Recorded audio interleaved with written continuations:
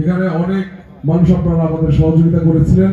সেই দেশনেত্রী বেগম খালেদা জিয়া আজকে নেই, এমন একজন নেত্রীর জন্য আজকে আমরা দোয়া করতে আমরা এখানে সমবেত হয়েছি, যে নেত্রী কিনা বাংলাদেশের কোন নির্বাচনে কোনোদিনও কোনো আসনে কখনোই পরাজিত হননি, যে নেত্রী কোনোদিনও কখনোই কারোর সাথে আপোষ করেননি, অন্যায়ের সাথে আপোষ করেননি, যে নেত্রীকে বাংলাদেশের এমন কোন শৈলী থেকে রাজপথে এসেছিলেন এবং বাংলাদেশের মানুষের অধিকার আদায়ের কিন্তু অবিচল তিনি পথ চলেছেন।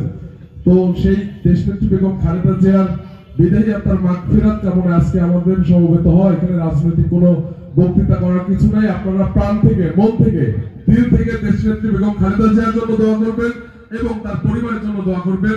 আল্লাহ যেন তাদেরকে কবুল করে নেন এবং এই জিয়া পরিবার যেন ভবিষ্যতে এই বাংলাদেশকে নেতৃত্ব দেন, এই প্রত্যাশা রেখে সকলের সুস্বাস্থ্য এবং দীর্ঘায়ু কামনা করে আমি আমার কথা শেষ করছি। খোদা হাফেজ, বাংলাদেশ জিন্দাবাদ। এই পর্যায়ে আপনাদের মাঝে মূল্যবান বক্তব্য রাখবেন বড়াইগ্রাম উপজেলা নির্বাচন পরিচালনা কমিটির সংগ্রামী সদস্য সচিব, সাবেক বড়াইগ্রাম উপজেলা ছাত্র দলের সাবেক সোনালী ফসল সাবেক সাধারণ সম্পাদক, আমাদের সকলের প্রিয় শামসুল আলম রানী ভাই।